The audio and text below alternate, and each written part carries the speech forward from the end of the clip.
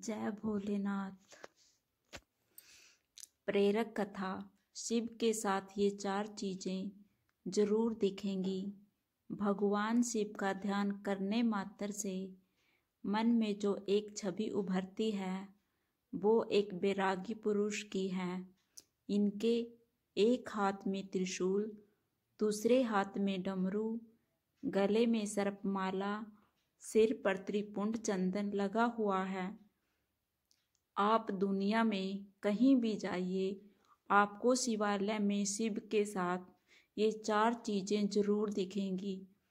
क्या यह शिव के साथ ही प्रकट हुए थे या अलग अलग घटनाओं के साथ यह शिव से जुड़ते गए? शिव जी का त्रिशूल क्या है? भगवान शिव सर्वश्रेष्ठ सभी प्रकार के अस्त्र शस्त्रों के ज्ञाता हैं, लेकिन पौराणिक कथाओं में इनके 2 प्रमुख अस्त्रों का जिक्र आता है, एक धनुष और दूसरा त्रिशूल। भगवान शिव के धनुष के बारे में तो यह कथा है कि इसका आविष्कार स्वयं शिव जी ने किया था। माना जाता है कि सृष्टि के आरंभ में ब्रह्मनाद से जब शिव प्रकट हुए तो साथ ही रज, तम, सत यह तीनों गुण भी प्रकट हुए। यही तीनों गुण शिव जी के 3 शूल यानी त्रिशूल बने। इनके बीच सामंजस्य बनाए बगैर सृष्टि का संचालन कठिन था, इसलिए शिव ने त्रिशूल रूप में इन तीनों गुणों को अपने हाथों में धारण किया। जाने कैसे आया शिव के हाथों में डमरू?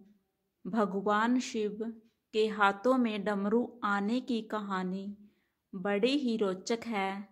सृष्टि के आरंभ में जब देवी सरस्वती प्रकट हुई तब देवी ने अपनी वीणा के स्वर से सृष्टि में ध्वनि को जन्म दिया, लेकिन यह ध्वनि सुर और संगीत विहीन थी।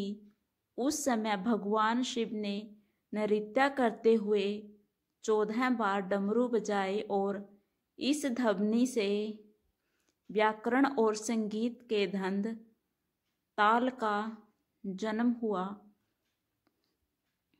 कहते हैं कि डमरू ब्रह्म का स्वरूप है जो दूर से विस्तृत नजर आता है, लेकिन जैसे जैसे ब्रह्म के करीब पहुंचते हैं वह संकुचित हो दूसरे सिरे से मिल जाता है और फिर विशालता की ओर बढ़ता है।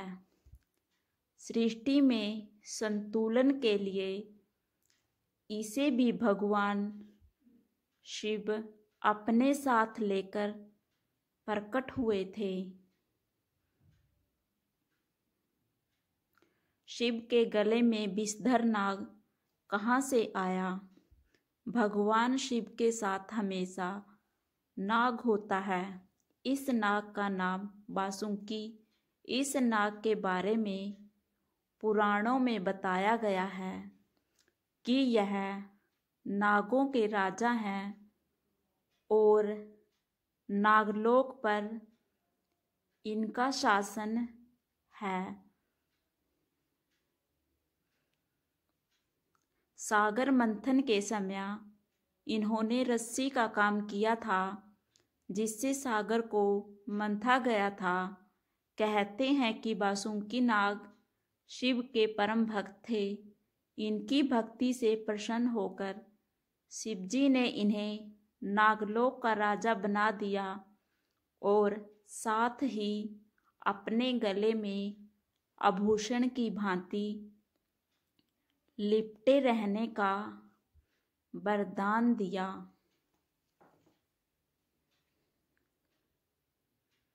शिव के सिर पर चंद्र कैसे पहुँचे?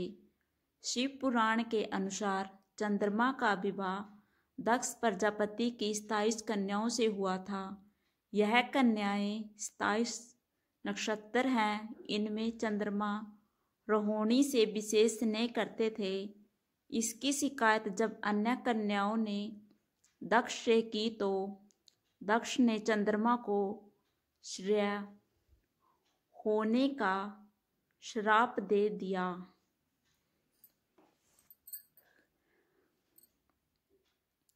इस श्राप से बचने के लिए चंद्रमा ने भगवान शिव की तपस्या की।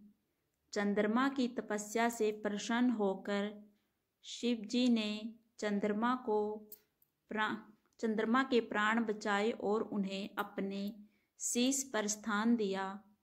जहाँ चंद्रमा ने तपस्या की थी वह स्थान सोमनाथ कहलाता है।